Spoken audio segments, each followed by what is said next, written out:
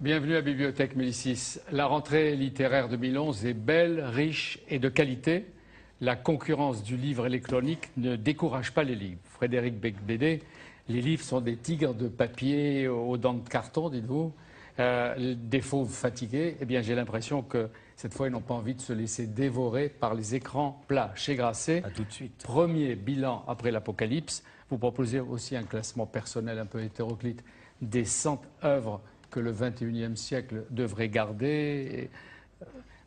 Avant l'Apocalypse, on a l'impression que Cassandre peut aussi se tromper, on va voir, à partir du choix que vous avez fait. Cette année, en tout cas, le livre-roman est toujours bien vivant, bien épais. Je ne sais pas pourquoi vous écrivez de plus en plus 500 pages, 600 pages, mais il y a des raisons parce qu'on arrive à les lire et à les suivre. Rien de tel pour livrer des combats, les livres-romans, pour se reposer, réfléchir, se poser et peut-être pour s'isoler. Catherine Millot, écrivain et psychanalyste chez Gallimard, vous faites l'apologie de la solitude. À tout âge, la solitude est la clé de l'accès au bonheur, d'une vie réussie et peut-être la condition de l'amour. Éric Reinhardt chez Stock, le système Victoria. S'il y a solitude dans le monde cruel d'aujourd'hui, autant la partager. Je pense avec un être de feu qui bannit de la vie tout ce qui n'est pas le plaisir et peut-être une forme d'érotisme ou de libertinage et qui accepte tous les dangers, y compris la mort. Le sexe, le pouvoir, l'autorité, l'argent changent de camp, selon vous, avec Victoria et son système que vous décrirez tout à l'heure. Gilles Martin-Chauffier, dans Paris en temps de péché Grasset, comme d'habitude, vous tirez à boulet rouge, sur tout le monde. Et c'est bien, c'est un portrait au vitriol d'une France et de sa capitale, Paris, désordonnée, agressive et en même temps excessive entre, comme vous dites, la paranoïa et l'angélisme. On en parlera. Boualem Sansal, je suis heureux de vous accueillir, vous venez d'Alger. Vous n'avez pas attendu votre 6e roman pour vous imposer, presque malgré vous, comme une chance de plus, à mon avis, offerte à la littérature, au livre. Et c'est encore l'Algérie, votre pays et Alger. Chez Gallimard, rue Darwin. C'est en effet une intrigue en confetti, d'ombre et de lumière, vous le dites, c'est un peu d'impressionnisme. Oui, je l'ai conçu comme ça, effectivement. Et la rue Darwin, à Alger, elle existe vraiment? Elle existait. La rue existe toujours, mais elle a changé de nom. Elle a été débaptisée. On est passé de l'évolutionniste Darwin à un martyr de la Révolution. Ouais. Et la rue Darwin, c'est un lieu de mystère, d'attrait, et qui va justifier la quête de votre narrateur Yaz. Et en même temps, c'est comme une injonction qui lui est faite, hein, va, retourne, rue Darwin. Et pourquoi? Oui, Yaz se retrouve avec ses frères et sœurs à Paris, au chevet de leur mère mourante. Et puis ressent quelque chose, je ne sais trop quoi, une sorte une incantation, un rêve, je ne sais pas. Enfin, ça s'est traduit dans son esprit par cette phrase-là, va, retourne à la rue Darwin. Sur les traces de ton enfance. Il ne sait pas trop si c'est pour ça. Oui, c'est de ton identité, peut-être. C'est son identité. Il a vécu à la rue Darwin, un quartier populaire d'Alger, avec lequel il avait rompu. Il n'y avait absolument aucune raison il n'avait aucune raison de retourner dans cette rue dans laquelle il a passé quelques années, rien de marquant. En fait, c'était une injonction pour aller à la recherche de son histoire, l'histoire de sa maman. Et ça le mène donc jusqu'à l'histoire de l'Algérie. Est-ce que derrière, c'est pas un peu l'Algérie qui s'interroge sur elle-même? Voilà, il s'interroge sur lui-même, sur ses parents, sur son quartier, sur son pays, sur l'humanité. Une question dans l'autre, il en a. Qui connaît la rue Darwin? Qui connaît Alger? Non. L'évolution a été battue par la Révolution. On connaît le nouveau nom. Comment elle s'appelle maintenant? Mohamed Ben, quelque chose comme ça. Enfin, jeune. Lui, il ne la connaît pas. Alors, non, la rue. J'ai cherché, je l'ai Il ne veut noté, pas la connaître, il veut se souvenir. J'ai pas retenu. La rue Darwin. La rue, elle traverse toutes les guerres d'Algérie. Et Dieu sait s'il y en a eu. Hein. Elle a des traces. Oui, absolument. Déjà la guerre de libération. 54 à 62. Libération de nous, quoi. Hein, libérer de nous. C'est ça. Normalement, non, une guerre de libération, c'est pour se libérer soi-même. Donc, se libérer des autres n'est qu'une étape. le véritable adversaire, le véritable ennemi, c'est soi-même. Il faut se libérer de soi-même. Et ça, on ne l'a pas encore fait. C'est une guerre à mener. Oui, Vous pensez que ça va arriver en Algérie, après tous les autres pays, qu'il va y avoir une révolution là-bas aussi? Nous, on a commencé, la révolution, le printemps algérien a commencé en 88. Voilà. Vous savez combien il y a eu de morts, c'est un Frédéric, échec pendant la guerre lamentable. civile algérienne, récemment? Non, Non. 200 000, entre eux, entre Algériens. Pas entre la Oui, France et 200 000 l'Algérie. morts, un pays détruit, Alors, depuis, toutes les familles islamistes, touchées. ils en ont comme ça, et surtout les femmes. Hein. Oui. Et là, j'ai vu que votre gouvernement vient de prendre des mesures un peu plus libérales avec la presse officielle, alors que la presse privée, Déjà, elle tape, elle dure, ouais. elle est dure. Oui, c'est une pièce très dure, une presse très dure, oui, tout à fait libre. Libre, disons qu'elle est quand même encadrée, pilotée. Quand il faut, on la pousse dans un sens et dans l'autre. Donc, c'est compliqué. Quand elle est officielle. Bon, Voilà. ça c'est l'Algérie d'aujourd'hui, on en parle tout à l'heure, mais le héros va retrouver à la fois l'Algérie d'avant et qui garde les traces. Les traces, on sent les guerres, le bruit, les odeurs de l'Algérie permanentes, et on va voir arriver les personnages qui sont d'abord essentiellement des femmes. Qu'est-ce qu'il y a de femmes dans le livre? C'est elles qui sont les personnages clés. Ah, je crois, oui. On peut dire que dans ces pays-là, la femme est en avance d'un bon siècle sur les hommes.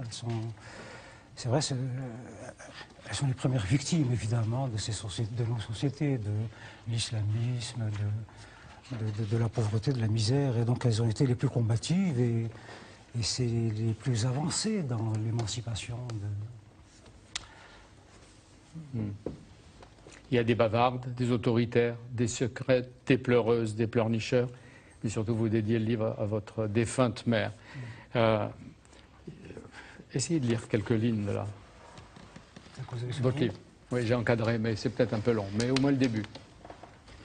Je découvrais que mon père n'était pas mon père et il venait de mourir.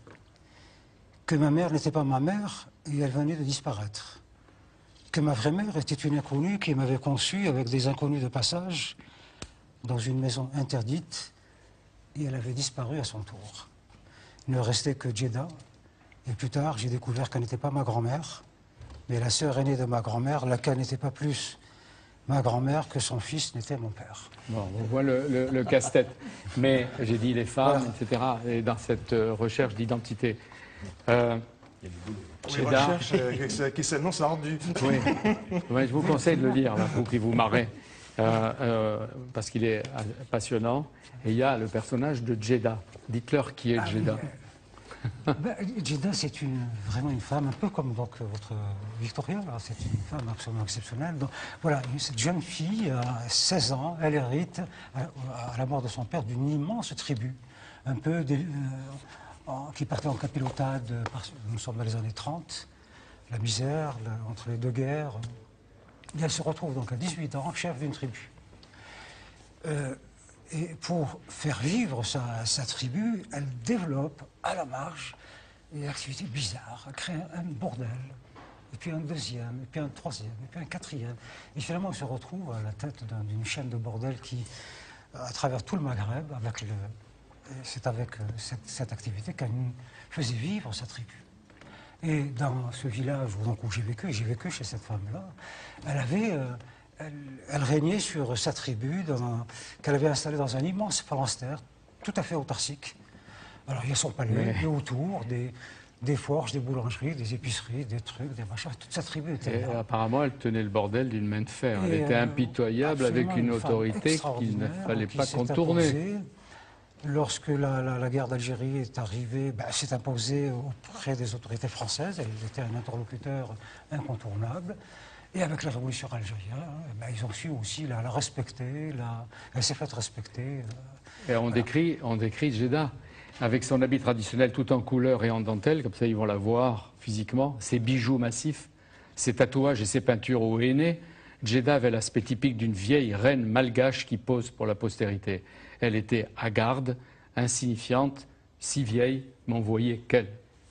Et c'est le personnage central qui va avoir un rôle dans la découverte du destin. Mais vous décrivez avec chaleur, il me semble, le mélange des populations.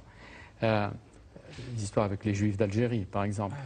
on va voir à travers Gilles Martin Chauffier dans des quartiers ce que les Arabes pensent des Juifs, mais cette fois-ci à Paris. Et là, vous dites, quand il y avait un problème, on vous conseillait d'aller voir le rabbin, celui qui disait la vie juste, c'est que les enfants enterrent les parents. À cause des guerres, des accidents, la fin de l'humanité, c'est le contraire. À la rue d'Arvin où j'habitais, il y avait une vieille synagogue dans une cave. Ici, on a donc des mosquées dans les caves, mais à cette époque, on avait des synagogues dans les caves. Et ce rabbin Simon était un personnage extraordinaire. Je me souviens que je passais mon temps dans sa synagogue pour réviser, pour nous raconter des histoires fabuleuses. Et il nous a initiés aux arcanes de la Bible. Et ça, vous pouvez l'écrire facilement en Algérie? Que celui qui vous conseille le mieux, c'est le rabbin? En tout cas, dans mon cas, c'était comme ça. J'imagine que pour beaucoup de gens aussi, ils ont dû se trouver dans des situations pareilles. Pour les uns, c'était des rabbins, pour les autres, c'était des imams, pour les troisièmes, c'était des curés. L'Algérie était comme ça. Et donc, il y avait 3 religions, 30 langues. Et on vivait comme ça, donc les uns sur les autres. Et maintenant, ça s'est déplacé ici, comme dirait Martin Chauffier. Voilà. L'Algérie de cette époque, elle est là en ce moment. Ouais. Elle est là dans les quartiers. Donc elle se reconstitue sur un imaginaire un peu détérioré, un peu les couleurs sont passées. Voilà. C'est-à-dire entre deux cultures de nationalité, ils ne savent pas s'ils sont algériens, ils ne savent pas s'ils sont français, tout en étant français. Il y a un peuple en formation qui se reconstitue, en reconstitution de ce qu'était l'Algérie à cette époque. Dans le meilleur des cas, quand il n'y a pas trop de communautarisme. Hein. Tu veux dire un mot? Je suis tout à fait d'accord pour dire que le communautarisme est un fléau. Oui. Ingénieur de formation, voilà, M. Sall, vous vivez près d'Alger. Il paraît que vous avez perdu votre poste de haut fonctionnaire. Oui, ça c'est mes misères personnelles. Oui, bon, en 2003, j'ai commis un petit livre, m'adressé à mes compatriotes pour leur dire réveillons-nous, discutons de ce qui ne va pas entre nous, qui avait pour titre Poste restante à Alger. Et ce livre a été interdit, donc il n'est jamais arrivé à Alger. Puis il y a eu le Sermon des barbares en 99, avec une critique virulente, si je me souviens bien, du FLN et des islamistes. Et puis alors, le village de l'Allemand en 2008, ouais, ça c'était censuré pour avoir approché l'islamisme et le nazisme. Vous vous rendez compte? En Algérie. Bon, qu'est-ce qu'il faut faire pour que l'islam retrouve à la fois sa spiritualité, son souffle, hors des manipulations et des barbus? Oh, pardon. Il ne faut pas, c'est pas notre problème, c'est le problème des musulmans, des croyants. Nous vivons dans la cité, nous voulons que la cité soit gouvernée par les lois de la cité, par les lois de Dieu. Donc, ceux qui veulent se laisser se gouverner par les lois de Dieu, bon, c'est leur affaire, c'est pas la nôtre. Mais en Algérie, aujourd'hui, c'est possible. Même s'il on sent une montée de l'intégrisme, c'est encore possible en Tunisie, c'est encore possible au Maroc. D'être pas forcément dans une théocratie. Non, en fait, la théocratie est en train de s'installer comme l'humidité s'installe dans les murs. Il y a aussi une paranoïa de l'Occident de voir absolument, de s'imaginer que quand ces régimes dictatoriaux s'effondrent parce que des mouvements de population les renversent, nous on se dit forcément c'est épouvantable, les islamistes vont arriver. Jean-Pierre, ils ne sont pas encore arrivés, calmons-nous. En Tunisie, ils n'ont pas... Il y a un parti qui s'appelle Ennahda, on lui donne 20% des voix, pas plus. Donc, on est aussi paranoïaque de ce côté. En Algérie, il y a combien de temps que vous n'êtes pas allé en Tunisie? J'y suis allé au mois de mars-avril, justement, 3 mois après, pour faire une dizaine de pages dans la vraie culture, pour rencontrer mais pas des intellectuels, mais des top modèles, des cinéastes. Qu'est-ce qu'ils représentent, les top modèles en Tunisie? Qui crient sous Ben Ali, on n'était pas libre, et qui ont travaillé sous Ben Ali. Et attention, il n'y a pas cette obsession de l'intégrisme, mais attention, quand on parle avec les gens qui sont sur place, dans les différents pays, les habits, la culture, la loi, il fallait voir aussi ce qu'était le Maghreb au moment du Ramadan et ne pas rêver. Il faut voir les réalités pour ne pas se faire peur. Et là, je ne sais pas si vous êtes d'accord. Ce qui a fait tomber le régime en Tunisie, il y avait des femmes dans les rues, il y avait autant de femmes que d'hommes. Oui, mais c'est Ennahda qui est aujourd'hui un des partis les plus favorables à la parité homme-femme parce qu'ils ont plus de femmes, mais seulement elles sont voilées. Oui, elles sont voilées et religieuses. C'est comme la France en 1900 où la loi Méline, c'était pour éliminer les femmes en disant que les femmes votaient toutes pour les curés. Mais ça ne s'est pas révélé longtemps vrai.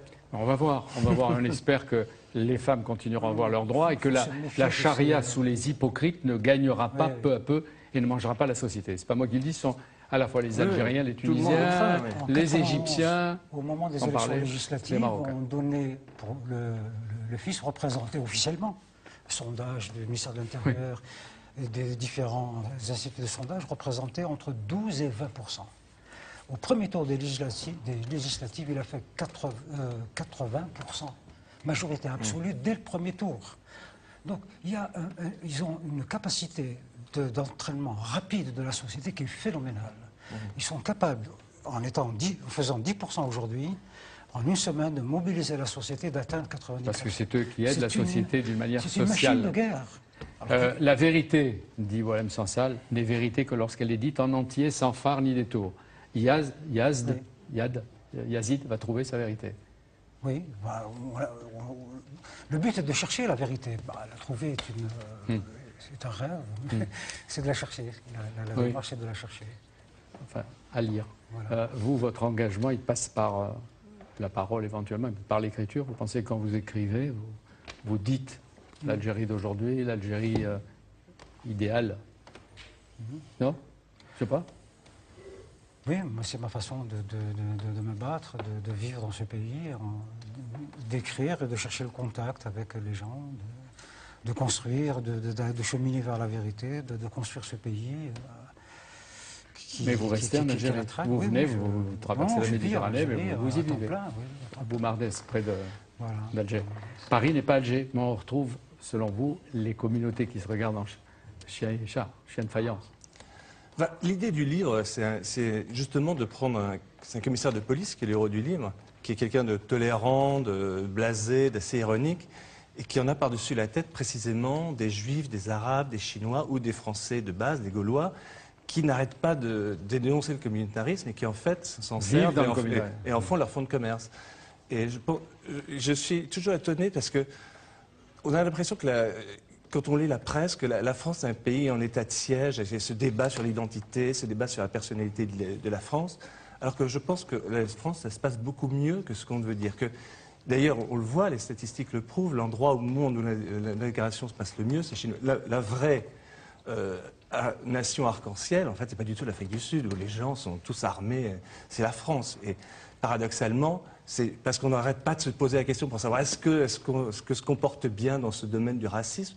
On est le pays où ça se passe le mieux. Et ce livre, il y a encore des efforts à faire en matière d'intégration, mais c'est vrai, l'arc-en-ciel. C'est pas nouveau. Vous pourriez faire, ou je pourrais faire, dit le héros, une conférence sur le calme profond qui règne à Paris. Qu'est-ce qu'il dit d'autre? Le héros, il est commissaire de police du 18e arrondissement. Et donc, il dit, mais c'est tout à fait normal qu'il y ait de temps en temps des bagarres entre les Juifs et les Arabes chez les gamins. C'est un quartier de 200 000 habitants, c'est comme une très grande ville. Et dans toutes les grandes villes, il y a des bagarres. Et il dit, n'en parlez pas. Si vous n'en parliez pas, ça se passerait très bien. Et ne mettez pas d'engrais sur ce que vous ne voulez pas voir s'épanouir. Et donc, en général, ça se passe plutôt pas mal. Et puis, évidemment, un jour, la presse s'en mêle. Il y a une bagarre entre un juif et un arabe. Et le Parisien titre le Bronx dans le 18e. Et évidemment, ça déclenche une polémique, panique au ministère, c'est le cas de le dire, comme dans la pièce de théâtre. Et le ministère lui dit, écoute, il faut que tu prouves quand même que la police règne dans le 18e. Fais une descente de police, montre qui est le chef. Vous savez ce qu'il fait, ce qu'il est. Il est rédacteur en chef de Paris Match. Oui. Et il critique la presse. Non, c'est pas qu'il peut critiquer la presse, mais est-ce qu'il applique dans son propre journal ce qu'il dit, sa conception? Ah oui, tout à fait. Oui. Ah oui, oui. On est sur ces sujets-là, on est complètement pointu. Et vous estimez que la presse part d'un fait isolé, ponctuel, et qu'elle en fait une montagne? Je pense que la presse part d'un fait isolé, montre quelque chose, et que la population s'en empare et que ça déclenche des commentaires délirants. Et mon commissaire, lui, il est très calme. Il dit, n'exagérons pas. Et finalement, on lui demande d'agir, donc il fait cette descente de police, il met la main sur le stock d'un dealer. Et là, c'est le drame qui commence, parce que le dealer est un beurre, très intelligent, qui est le plus français de tous, le plus malin de tous. Et il dit, écoutez, voilà, il l'appelle, le commissaire, il dit, vous avez mis la main sur mon magot, moi je ne vous demandais rien, vous allez me le rembourser. Alors, pour me le rembourser, je sais très bien comment ça se passe en France. Si c'est un jeune beurre, ça n'intéresse personne, mais si c'est un jeune juif, ça va être panique au ministère, tout le monde va intervenir. Donc, j'ai enlevé un jeune juif. Mais ça, vous le pensez? Et c'est ce que lui dit. Non, mais vous le pensez pour les Bien sûr que non. Mon personnage, c'est le commissaire. Donc, lui, il est consterné il faut quand il dire entend que ça. c'est une sorte de polar sur fond d'actualité politique, mais avec un style très, très drôle. Et on sent peut-être, je vais dire une bêtise, l'influence de Pierre Dac, de San Antonio, de Michel Audiard. Alors, je n'ai jamais lu ni Pierre Dac ni San Antonio. Voilà, vous en êtes imprégné sans le savoir. Vous avez il a peut-être vu les films. Non. Tout à l'heure, l'autre jour, il y a quelqu'un qui a dit que ça représentait Jean-Patrick Manchette et que je n'ai jamais lu non plus. Alors, non, moi, c'est pas du tout ce que je pense, moi. Ce que je veux dire, c'est qu'il y a en France, il est interdit d'aborder un certain nombre de sujets. Mais en même temps, tout se passe très bien. Et en fait, je pense que les choses se passent beaucoup mieux en France pour une raison très simple. C'est que la France, je ne sais pas si vous savez, au XVIe siècle, il y a eu l'Angleterre, l'Espagne, le Portugal, la France ont tous eu des empires. Les 3 autres pays ont peuplé leur empire. Et quel est le seul pays qui n'est jamais parti peupler son empire? C'est la France. Les Français sont tellement bien chez eux qu'ils sont sûrs que ceux qui vont venir tomberont sous le charme de notre civilisation.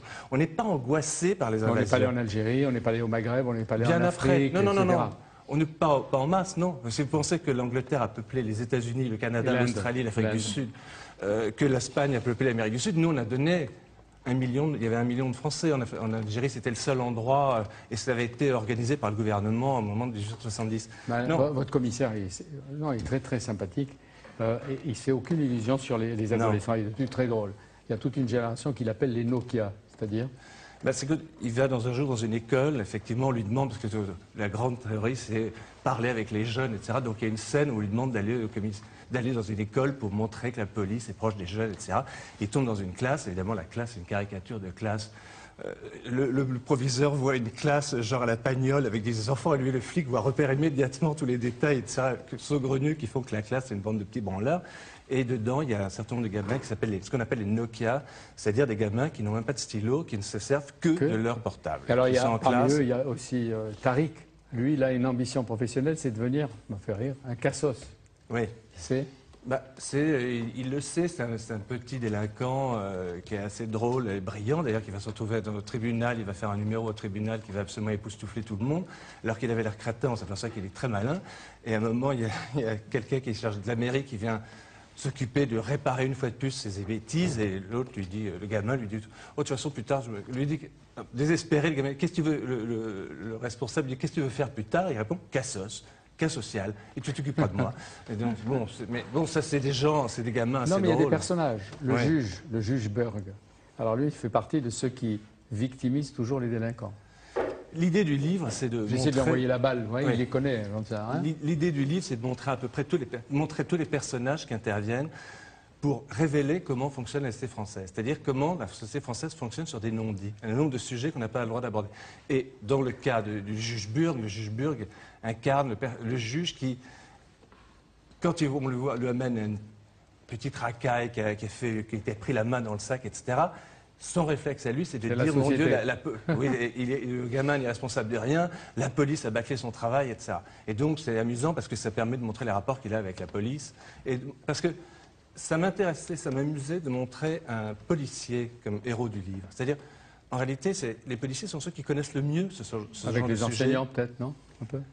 Oui, mais enfin, les enseignants, je dirais. Ou les magistrats. Dans le livre, les enseignants ont un rôle plus important et plus pervers et beaucoup plus machiavélique, puisqu'on s'apercevra que c'est un enseignant qui manipule tout. Mais Gilles, qui sont les patapoufs? Non, le patapouf, il y a un personnage, c'est le maire qui est gros, et donc j'ai appelé patapouf parce qu'évidemment, quand on est dans la vraie vie, les gens se donnent des surnoms à longueur de temps. C'est une France partagée entre ce que vous appelez les catastrophistes et les paranoïaques. Non, le problème de la France, c'est qu'il y a 2 dieux en France. Il y a un dieu, c'est la déesse laïcité, et un autre dieu qui est le dieu multiculturalisme.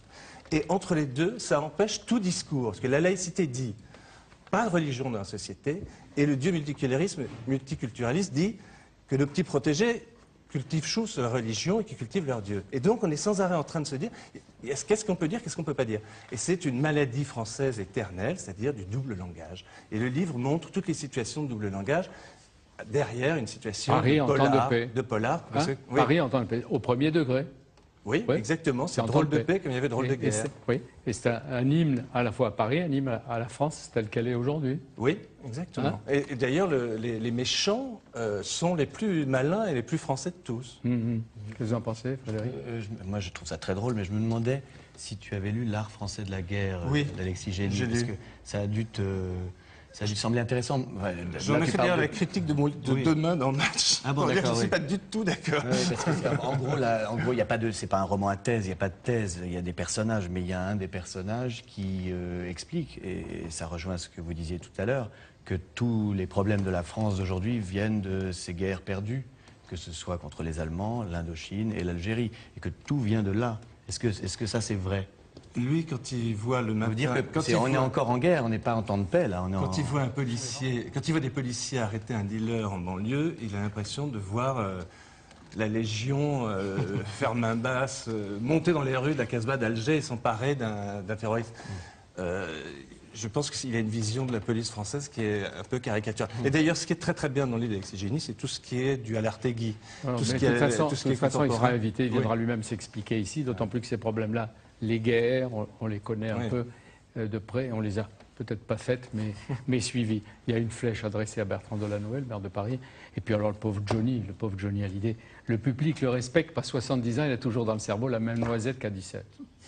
Les personnages parlent. Oui, les gens sont libres d'avoir une... Ce sont des personnages qui s'expriment, pas l'auteur. Non, bien sûr que non. Les gens disent Shakespeare a dit. Shakespeare n'a rien dit. Des personnages de Shakespeare ont dit. Oui. Il y a l'écrivain Gilles Martin Chauffier qui se donne le devoir de décrire la société telle qu'elle est, avec ses tares, ses drôleries, etc.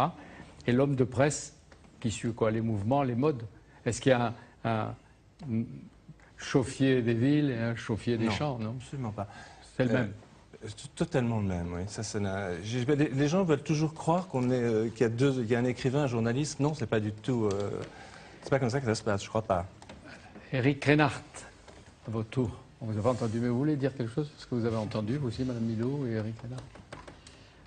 Il m'était venu que ce personnage de Djeddah, dans votre livre, il laisse entendre qu'il y avait un véritable pouvoir matriarcal en Algérie.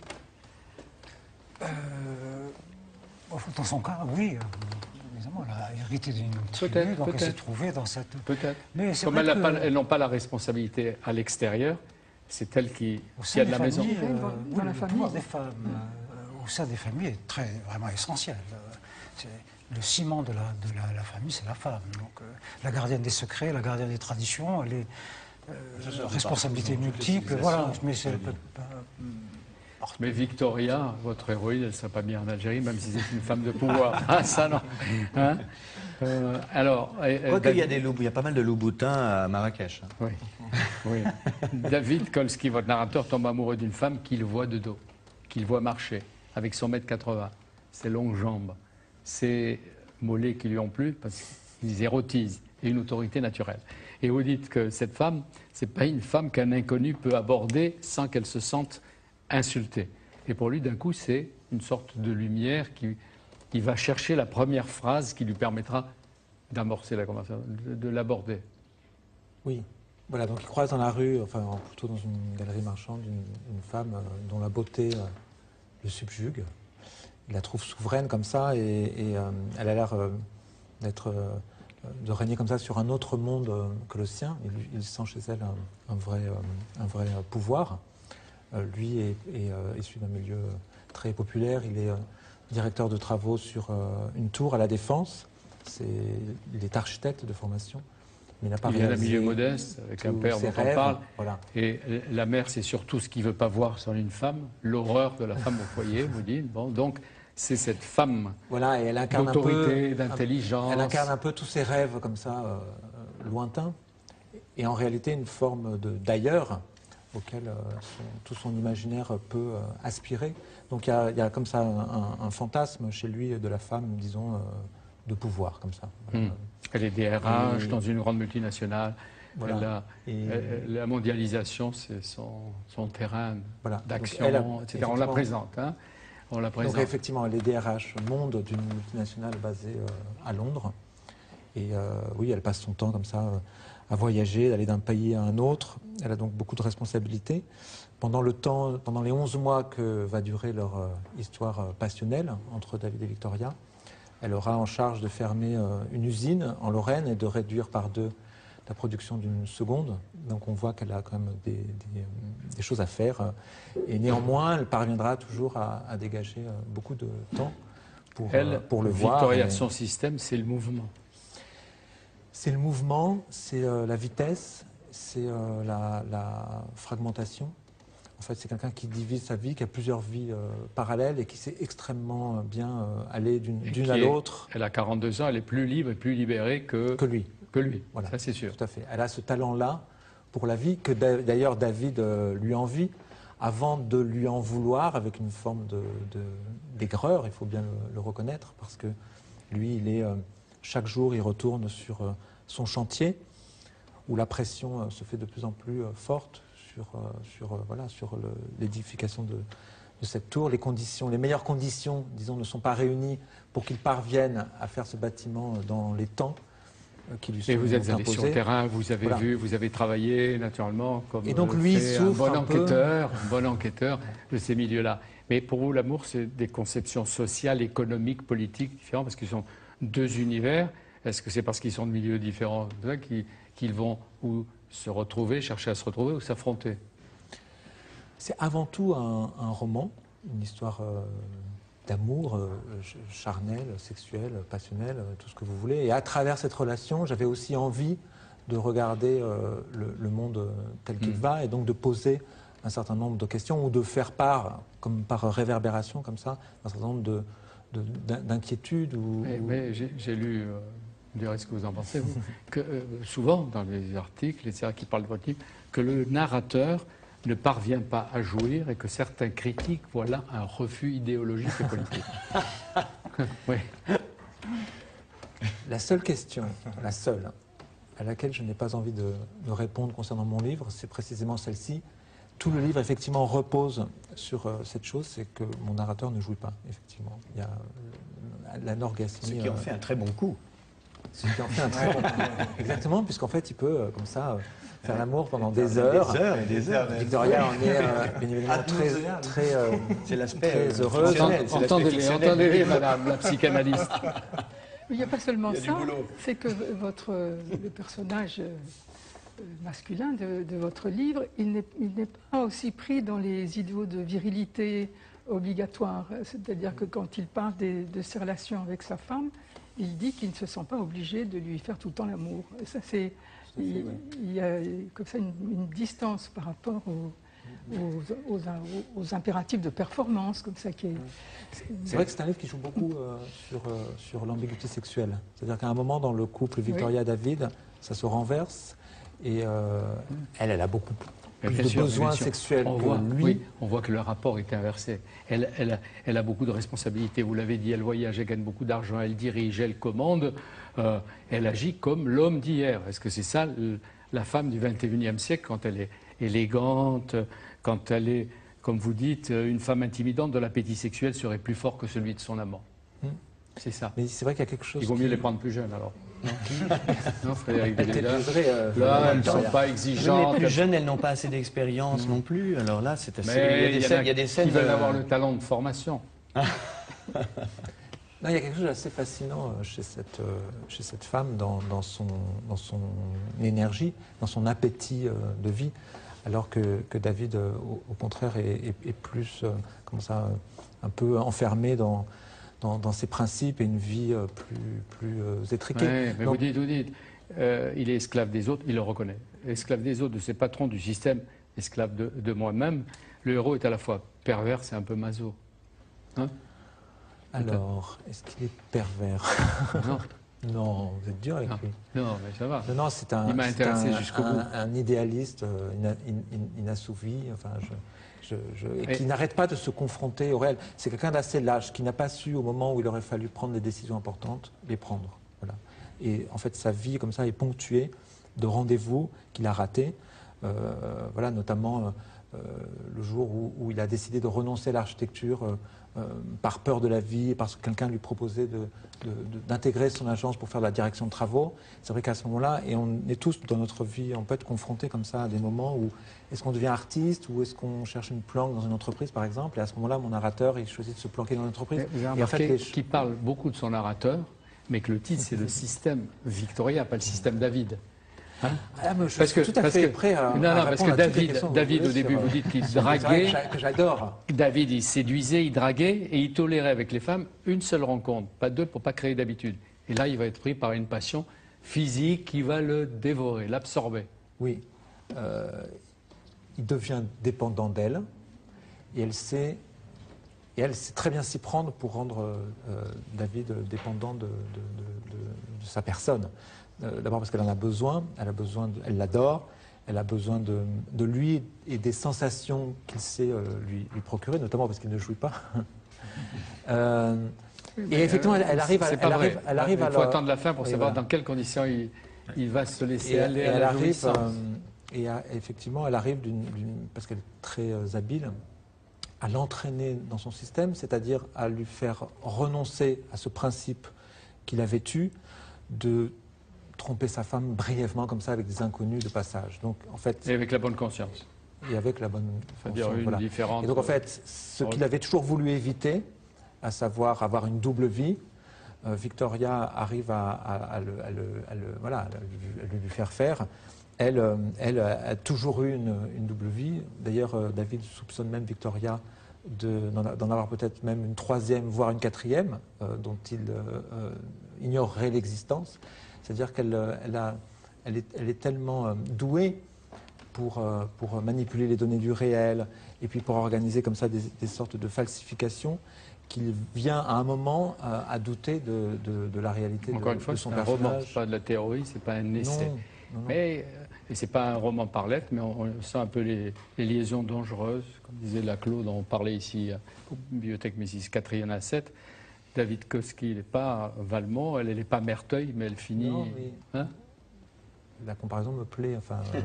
non, me plaît. Je ne compare pas mon livre à... Mais c'est vrai que j'ai beaucoup pensé à...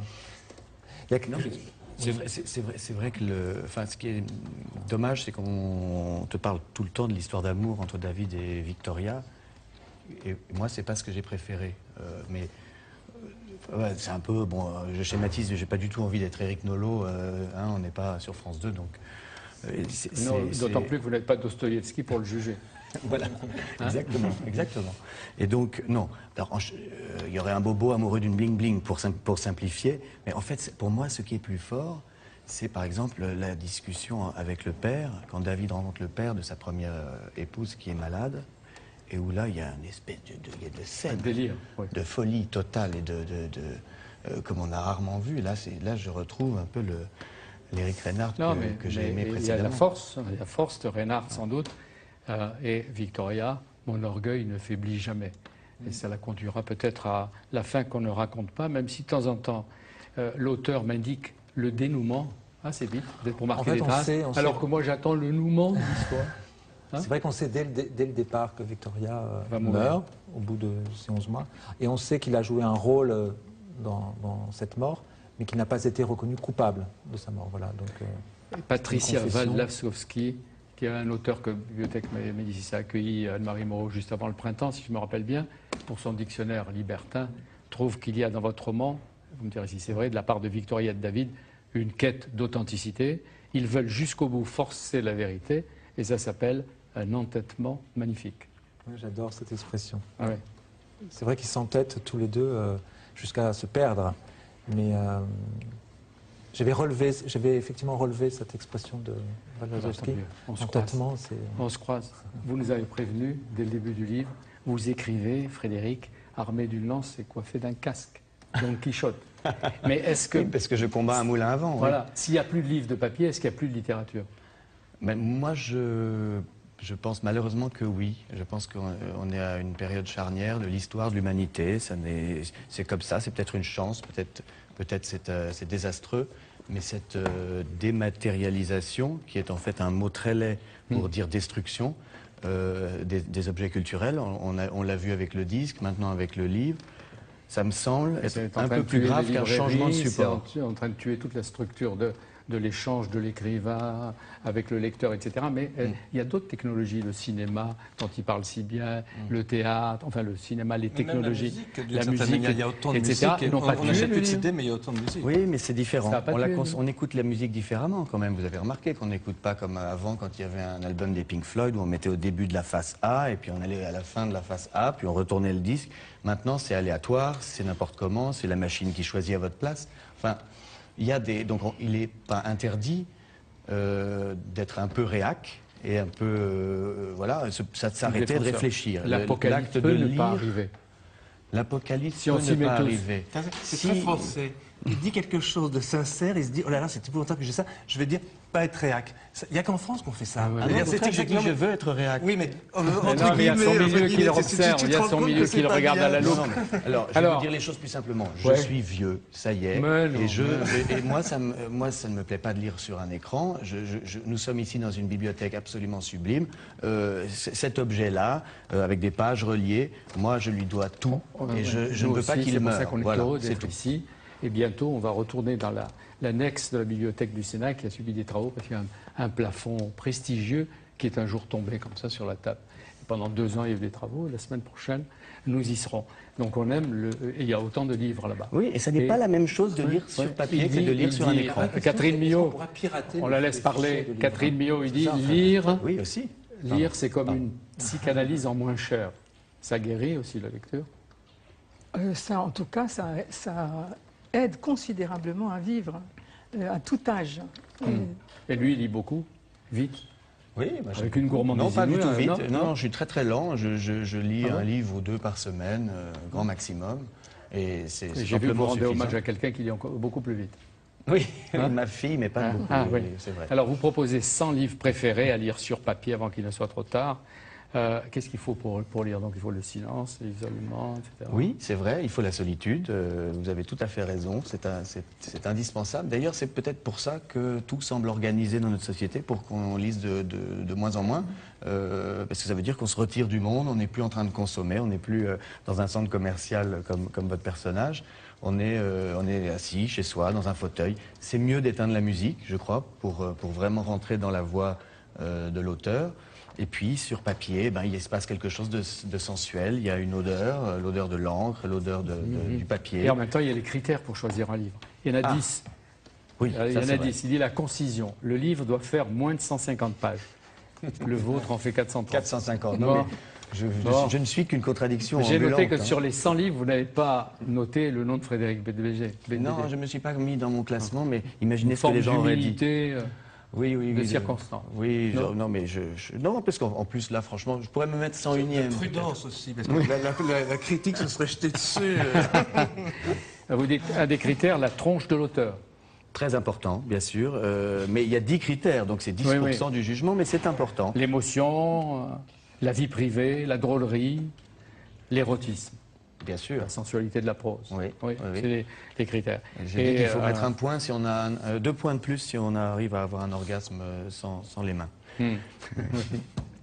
Je note. 5 points de plus, je pense que c'est quand même très rare. Très rare. Je demandais à Eric et à ses personnages qui vous répondra. Non, mais c'est un des livres sexy de la rentrée quand même. Ah oui, oui, oui. Ça, j'ai dit tout Il y le en a bien que qui j'en le pensais. lisent. Il y en a qui le lisent parce qu'ils pensent que ce n'est que sexy, et il y en a d'autres qui vont chercher, quand on lit quelquefois ces interviews, la structure du monde capitaliste, l'ultralibéralisme contre la gauche sectaire, etc. Oui. Et là, il y a une lecture politique. Et on s'en L'érection fout. d'une tour sur 100 pages. Ah bah ouais. Hein, bon, La tour il y a qui tout. s'appelle Uranus. Oui, attention. oui, oui. Et alors, je note que parmi vos recommandations, c'est la désobéissance. Désobéissez. C'est-à-dire que je suis une sorte de Stéphane Hessel en polo Lacoste, mais je cherche souvent dans les livres une colère ou une révolte, et j'aime les livres qui franchissent certaines limites, ou qui repoussent les limites de la liberté. Pour soi-même, et ça vous le recommandez à soi-même, sans faire de mal aux autres dont on est proche, probablement. Moi, je pense qu'un livre, ça doit pas respecter les lois. Voilà, il n'y a pas de loi en littérature, et c'est la grande différence entre les écrivains et les policiers. Oui, oui, bien sûr. Et les grands livres qui ont marqué sont toujours des grandes ruptures ou des grandes Peggy disait qu'un texte qui n'exaspère pas 25% de ses lecteurs est un mauvais texte. C'est vrai. À quoi ressemble l'écrivain idéal, si on arrive à le dessiner? En tout cas pour vous. Il faut qu'il soit libre, qu'il dise la vérité, qu'il cherche les 3 sujets les plus importants qui sont l'amour, la beauté et la mort. Et qui, par exemple? Qui Qui? Aujourd'hui? Aujourd'hui, oui. Hein. Bon, il y en a 100, on va les trouver. Il y a des Français, des Américains. J'ai fait un classement de numéro 100 au numéro 1. En numéro 1, j'ai mis Bret Easton Ellis. Je changerai peut-être d'avis la semaine prochaine, mais je trouve qu'il a, dans American Psycho, il a saisi quelque chose d'ultra violent de notre époque, de notre temps. Henri Miller. Avec beaucoup d'humour noir, ce qui est important aussi. Henri Miller, l'homme libre des années 30. Miller, bien sûr. Et qui est un contemporain. Alors, lui aussi, écrivain très sexy. Oui.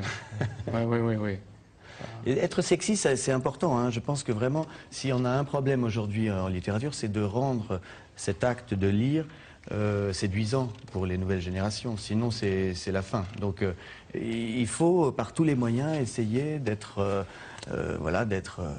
pas érotique, mais de donner envie aux gens d'aller voir le style. Vous nous avez donné envie de dire quelques auteurs. Par exemple, Paul Nizan, que je ne connaissais pas bien. Même bien, je ne connaissais pas. On les connaît. J'adore. Ouais. Quitter tout, sa méthode. Écrire sur soi, regarder les autres, couper, monter, improviser, laisser entrer la vie dans le livre et attendre toute sa vie en vain qu'un lecteur comprenne.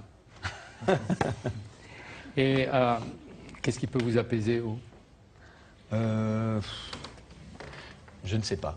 Je ne sais pas. C'est pour ça que je continue d'écrire.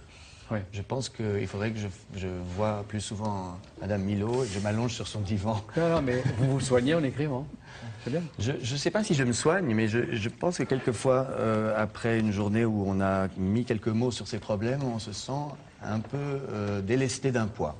Voilà. Et puis le lendemain, il faut recommencer. Tout écrivain est Sisyphe. Voilà. Non, je l'ai dit très bien. Le seul regret, mais tout le monde peut avoir un regret quand il y a une liste de 100. Moi, j'adore Truman Capote. Il n'y a pas Gilles Martin Chauffier. Oui, déjà. Ça, c'est un gros regret, grave erreur. Dans Truman Capote, tu as mis De sang-froid. Non, j'ai mis Breakfast at Tiffany's. Oui, Breakfast at Tiffany's, qui est effectivement un très bon livre. Mais le chef-d'œuvre de Truman Capote, c'est Prières exaucées. Et personne ne le dit jamais parce que, d'une certaine manière, le parisianisme est impardonnable en France et le new-yorkisme est impardonnable dans le monde. Et je trouve que voilà, certains... Peu importe. Oui, alors ça n'a aucune espèce d'importance. Alors, j'ai vu que bientôt va sortir en janvier votre premier long métrage auquel vous tenez, qui s'appelle L'amour dure 3 ans. Pas un quinquennat, pas un septennat, 3 ans. C'est comme un appartement, un bail renouvelable. Et alors, votre premier film, il va être en DVD? Il va être téléchargé ou vous allez l'interdire? Je ne m'étais pas posé la question. Il va être piraté. Il va être sur Internet. Oh mon Dieu. Mais ça fait partie des contradictions. Parce que ça aussi, alors c'est menacé. Vous voulez dire aussi le fait d'aller dans une salle et de partager un film avec les gens, ça aussi, ça va disparaître. Pourquoi ce désir de tout Mais peut-être le regarder dans la détruire. solitude, comme dirait Catherine Millot. Vous faites l'éloge de la solitude. Vous dites d'abord elle nécessite un caractère, de l'apprentissage. Vous dites j'ai fait de la capacité d'être seul mon ambition. La capacité, oui, c'est pas forcément de la solitude, justement, mon ambition. C'est la capacité d'être seul. Ça a procédé d'une expérience traumatique qui avait rendu la solitude angoissante. À l'âge de 18 ans. À l'âge de 18 ans. C'était le premier amour. Et le premier amour avait ouvert un gouffre. Le gouffre fait de la solitude quelque chose qui consiste à se tenir au bord être au bord d'un abîme. Et disons qu'en somme, et mon rapport à la psychanalyse et mon rapport à l'écriture a été une façon de travailler justement ce bord et de le rendre habitable et puis de rendre aussi vivable l'amour en même temps, puisque d'une certaine façon ça va ensemble. L'amour et la solitude. Ça va ensemble au sens où être capable, se rendre capable d'être seul, c'est aussi se rendre capable d'aimer. Alors seul, vous confiez, c'est avoir rêvé de ne plus sortir de chez vous. Alors oui, il y a aussi il deviendrait fou. J'ai exploré pas mal de facettes, de phases de la solitude. Il y a les aspects sombres, comme celui que je viens là d'indiquer. Et puis, il y a la dimension aussi contemplatif, c'est-à-dire la solitude, c'est la voie royale de la contemplation ou d'un rapport extatique au monde, comme ça que je développe dans un dialogue avec Hudson, William Henry Hudson, qui était un naturaliste argentin, qui a écrit un merveilleux livre sur la Patagonie. Après avoir voyagé pendant. Et puis il y a aussi le goût de la solitude dans ses aspects les plus courants, concrets, enfin, comme effectivement avoir le goût de rester chez soi, de ne pas sortir, de rester dans sa chambre ou dans son lit. Vous restez dans votre lit, vous lisez jusqu'au début de l'après-midi. Voilà, tous les jours. Disons, bon, je force un peu le trait, mais disons ça, mon goût. On est plus seul dans une grande ville que chez soi, en réalité. Quand on est abandonné au milieu d'une foule, on ne connaît pas, c'est là la vraie solitude. C'est-à-dire, on est, bien sûr, parce qu'il y a, là, vous prenez le terme de solitude dans son sens d'être abandonné, mais c'est un sens, mais ce n'est pas l'unique sens, parce qu'il y a la solitude voulue, choisie, apparemment. La solitude, oui, mais qui consiste aussi dans cette solitude, on est en rapport avec le monde aussi, c'est-à-dire, par exemple, par les livres. Pour moi, ça a été d'emblée dans l'enfance extrêmement important. Les livres m'ouvraient le monde, et c'est toujours le cas. Enfin, j'ai l'impression je parle là d'une figure aussi, d'une femme, d'une grande bourgeoise napolitaine qui restait, qui ne sortait jamais de chez elle et qui était en communication avec il faisait la tous cuisine les du pays, monde. parce qu'elle avait écrit des romans. Vous dites qu'il y a un bonheur à pouvoir vivre seul.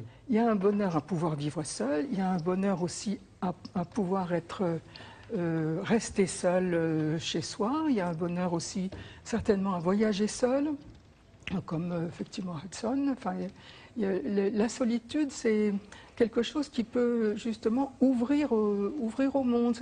C'est une voie d'ouverture. Je pense y compris d'ailleurs quand on sort de chez soi.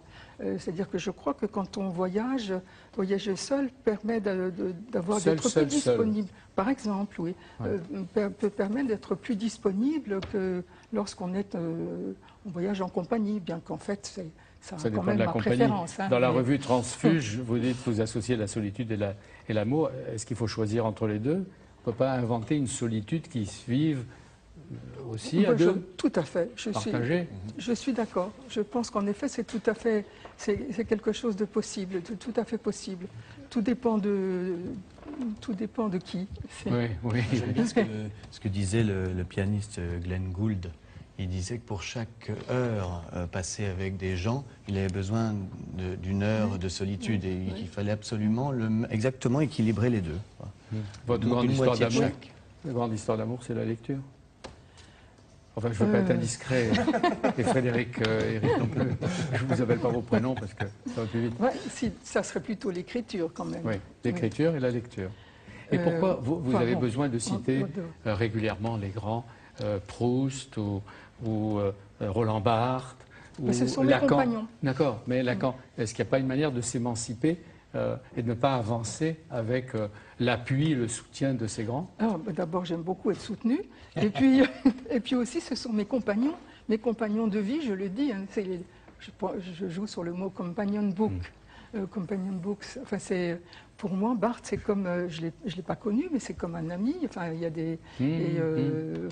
Hudson, c'est une histoire d'amour. Vous racontez que Lacan, vous l'avez connu donc à 27 ans, quand vous aviez 27 ans. Alors Lacan, je l'ai connu. Une rencontre, vous l'avez vu. Bien sûr, et il paraît que la première rencontre, c'est une phrase, il vous a aidé à surmonter la souffrance de l'échec de l'amour, la rupture à l'âge de 18 ans, c'était le sentiment d'abandon et tout. Et il vous dit, l'amour, ce mal sacré, ce que vous avez connu, c'est l'amour, c'est pas drôle ça. C'est pas original. En quoi c'est original? En quoi c'est révolutionnaire pour guérir quelqu'un? L'amour, c'est pas drôle. Non, je ne dis pas que ça m'a guéri, mais disons qu'il y avait... Ça vous a mis sur la piste de la guérison. Il y avait un double mouvement dans ce qu'il disait. Il y avait à la fois, là où je pensais décrire des symptômes vraiment névrotiques, épouvantables, il me dit... C'est l'amour, ce que vous avez connu. Donc voilà, ça ramène en quelque sorte la névrose. Ça rassure d'une certaine façon. Et puis ensuite, il ajoute, ça n'est pas drôle à propos de l'amour, mais c'est vrai que l'amour, c'est pas toujours drôle. Il n'y a pas d'amour. D'ailleurs, vous dites que l'amour, c'est une catastrophe. Non, je ne dis pas ça. Je parle de la catastrophe amoureuse. C'est une expression de Colette qui s'y connaissait là-dedans et qui a très bien décrit ça, comme elle parle des phases de cette catastrophe amoureuse. Effectivement, c'est quelque chose aussi que Proust, et c'est pour ça aussi ma familiarité avec Proust et le fait que j'y revienne souvent, c'est dans la mesure où il a si merveilleusement décrit ce que peut avoir d'abyssal, justement, le rapport à l'amour. Si je puis m'exprimer sur Lacan, à mon avis, c'était très malin de dire ça, parce que ça banalise la souffrance. Et quand on arrive chez son psy, on a l'impression d'être le seul au monde à vivre une telle tragédie, et puis en disant, bah oui, c'est l'amour, c'est pas drôle. Exactement. Tout d'un coup, vous vous sentez moins unique. Une sorte de banalisation. C'est très juste. Ça produisait un effet de dégonflement. Comme ça, Mais Lacan avait, en psychanalyse que Pollan avait en littérature, c'est le don de faire des phrases qui ne veulent pas dire quelque chose forcément, mais dont on sent que ça va faire énormément réfléchir la personne en face. Oui. Quand on lit les textes de Pollan, c'est du vent. Mais ça a énormément enrichi les personnes qui les ont reçus, qui ont réfléchi dessus pendant des mois et qui ont trouvé leur voie. Et la psychanalyse de Lacan, c'est un peu le génie de ça aussi. Et souvent des metteurs en scène qui travaillent avec des acteurs, etc. C'est ça, ils trouvent la phase banale et qui vont permettre d'aller chercher au fond.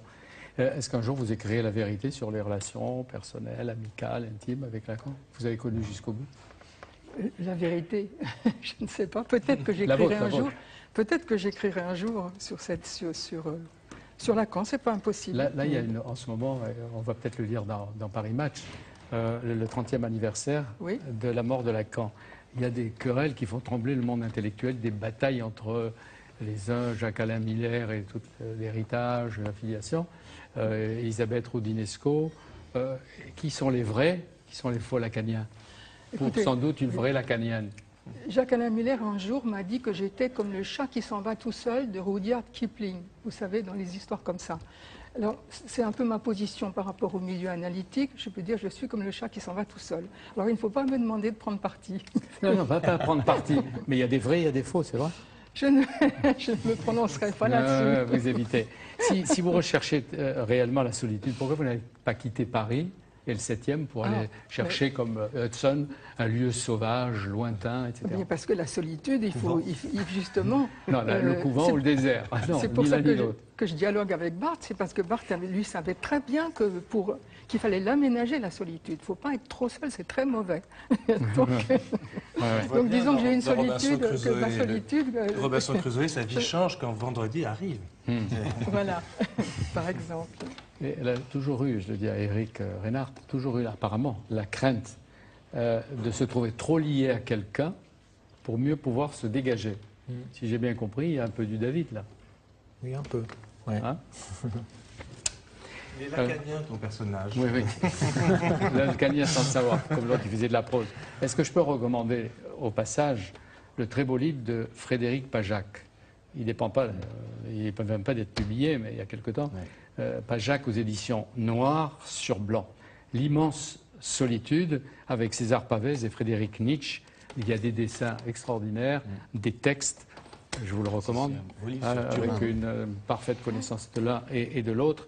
Et il dit, depuis son enfance, Nietzsche chérissait la solitude, il fuyait la compagnie des voisins et il recherchait dans la nature les contrées sauvages à la beauté sublime. Et déjà enfant, je ne sais pas si vous étiez comme lui, Nietzsche voulait écrire, selon son mot, un petit livre pour le lire tout seul. Pas mal. En tout cas, merci à vous tous. L'émission se termine et j'étais heureux de vous recevoir. Vous êtes nombreux, nous sommes nombreux à combattre pour éviter l'apocalypse. Voilà, très bien. On va continuer. Continuer le combat. Mais vous faites partie des guerriers et des sauveurs, enfin des sauveurs, je ne sais pas, mais des guerriers avec les prochains écrivains que Bibliothèque Médicis va accueillir tout au long de ces semaines et dès la semaine prochaine. D'ailleurs, Anne-Marie Moreau, Rianne Jancourt, Céline Mévélec, Georgia Fribourg, Anna Markovitch, Philippe Lallemand sont déjà enfermés dans des cabinets de lecture. Ils lisent, comme on entend en effet, la sonnerie de la Libération, c'est vous qui dites ça. Et ils savent, avec vous et Frédéric Dard, San Antonio, que la littérature reste ce qu'il y a de mieux pour lutter contre l'ennui, contre la claustrophobie, et peut-être pour accompagner de jour et de nuit la solitude et la liberté. Merci à vous tous et à bientôt.